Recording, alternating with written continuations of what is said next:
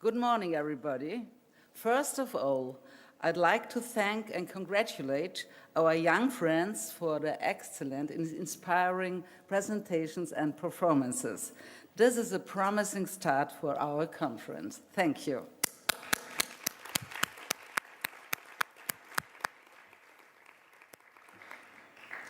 Dear mayors, ladies and gentlemen, dear ambassadors of a better world.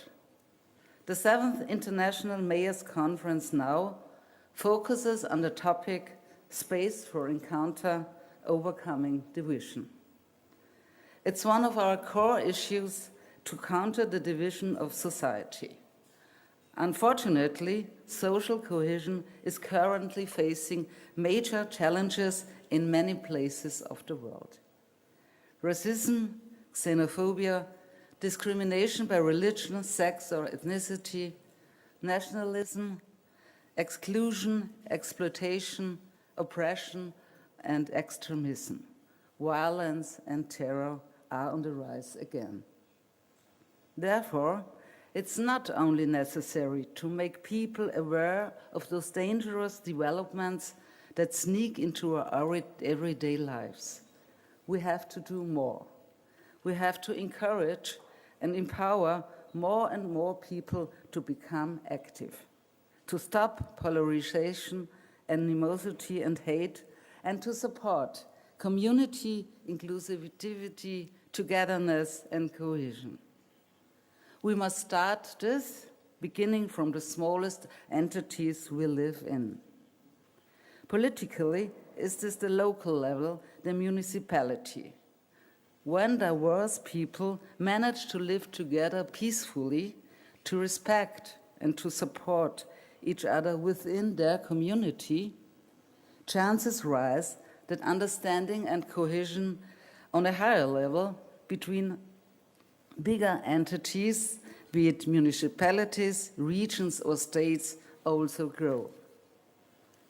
To overcome division, people must first get in touch, get to know and learn about one another. Instead of hating what we don't know, let's be curious and find out how someone else is different, what makes him or her special, and what do we probably have in common. For instance, the elderly should meet the young, locals meet foreigners, blue-collar workers meet intellectuals, Christians meet Muslims, meet Hindu, meet Jews. Conservatives meet liberals, poor meet well-offs, workaholics meet unemployed. This Now conference, where more than 200 people from Europe and the Middle East meet, mayors, experts, young people. This conference is therefore of great importance. It provides space for encounter, for exchange of experiences and knowledge, for building relations and networks for people sharing a common goal. The goal to foster social cohesion and youth participation at the local level. Ladies and gentlemen, dear ambassadors, I wish you an inspiring conference, fruitful encounters, and a lot of success with all your initiatives and projects in your municipalities. Thank you very much for your attention.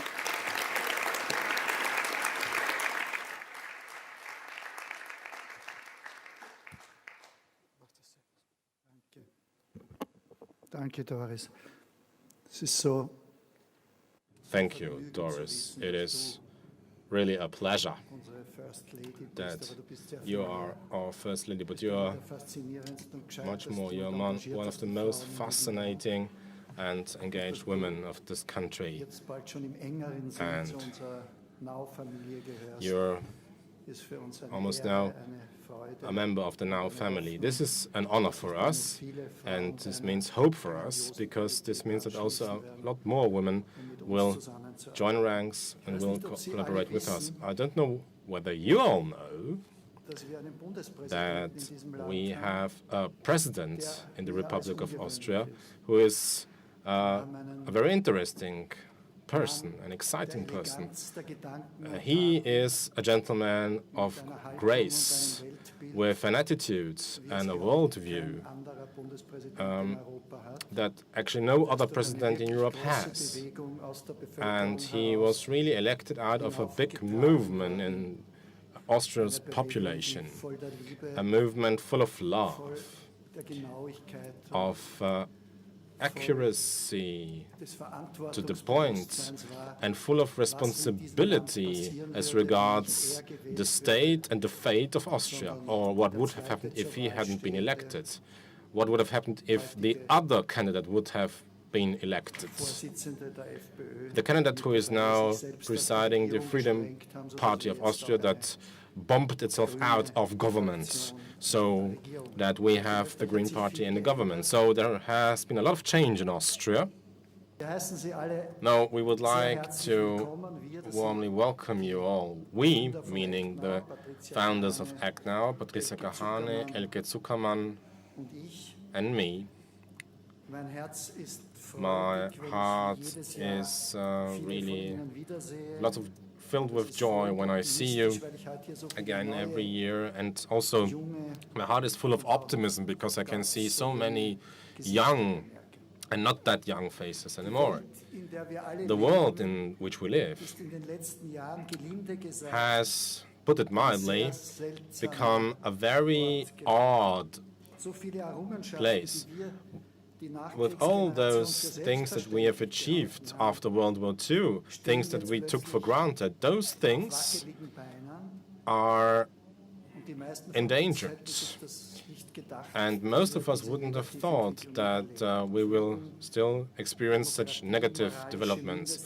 Peace, democracy, minimum standards for morality, freedom of speech and information, equality, just to name a few assets, they're endangered. And also our precious earth, the foundation of life on the planet, the seas, the air, the plants, the animals, and we as human beings. So I would like to give a very personal statement. I'm absolutely convinced that the polarity, polarity is now reveling on the world, where we experience a battle for all. So it's a battle of two poles.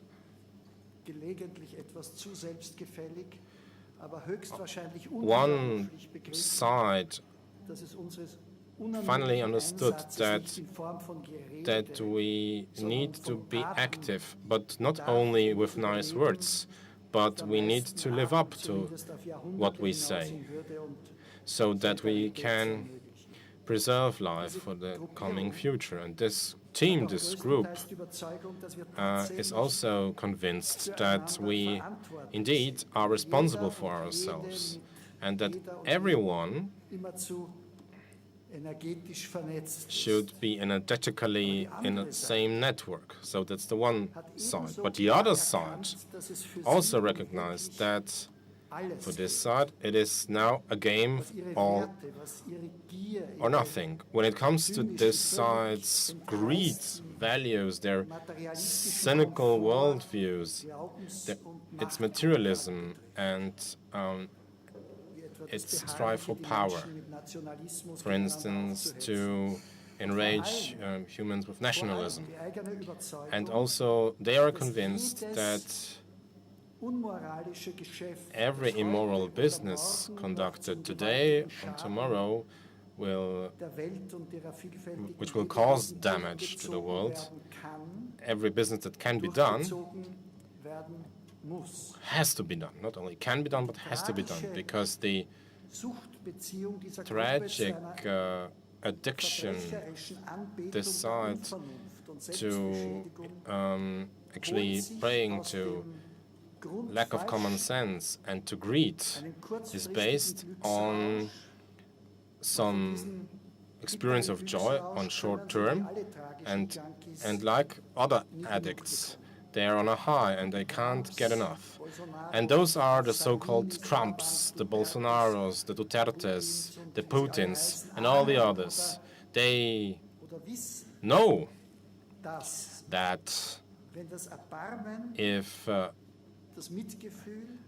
compassion and mercy, a high quality of thought and action, if they can win this battle of the minds, it can lead to this, that they will lose, that they will become like the dinosaurs, that they will die out, and of course they will resist against that. Now, we have the young generation, and they are led by very charismatic, intelligent persons like Greta Thunberg and millions of others worldwide. This youth movement created it, this movement in order to preserve and save the planet as a living space for future generations. And now, Elke, I'll ask you to continue with the presentation so that we also can see the faces that are behind the Act.Now movement. It's not easy to be second after André Heller. Yeah, well, so, but it's basically what you wrote, so I just am going to read your words, but this time in English, because somebody translated them for me. Our International Mayors Conference now, our Act.Now movement, have understood that this young generation is key to shape the future. I am personally, so he's personally, and so are we deeply touched, and it gives me and us hope to see so many of you among our participants. Thank you for being here. Thank you for doing what you do and believing so strongly and being ready to take action to shape our future and, of course, yours. There are so many worn-out phrases like radical political developments, challenges for our societies, rising tensions, divisions, polarization, and many, many more. And of course, they worry us. Philosophers, experts, journalists talk about disagreements becoming more and more disproportionate.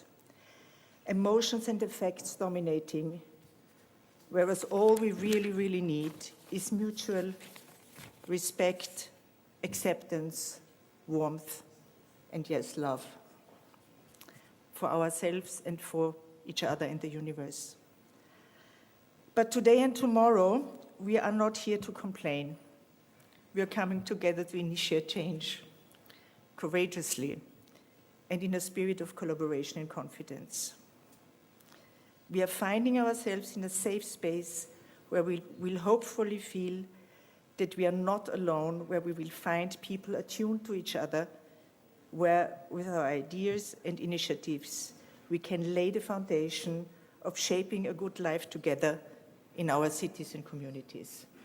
So this was André's, the second part of chapter 2. Chapter 3 is following.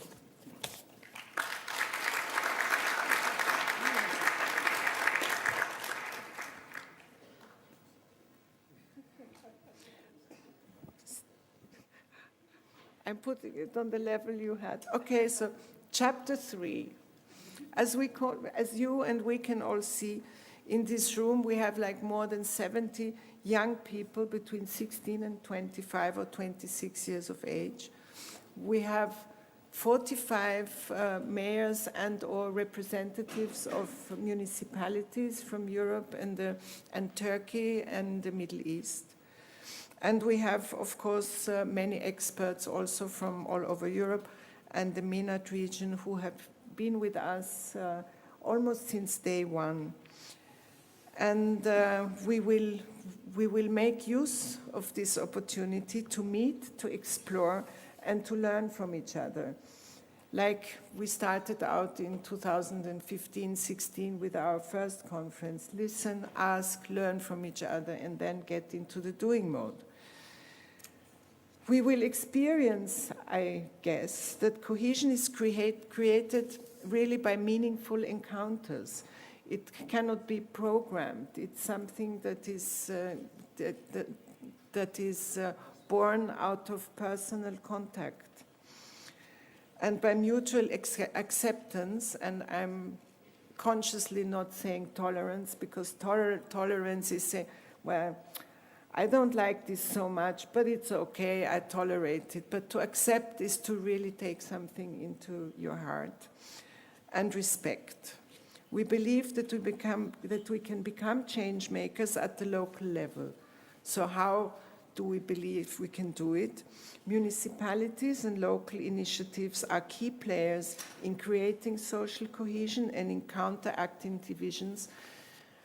And the young people here and all over are key players for sustainable solutions and decision making.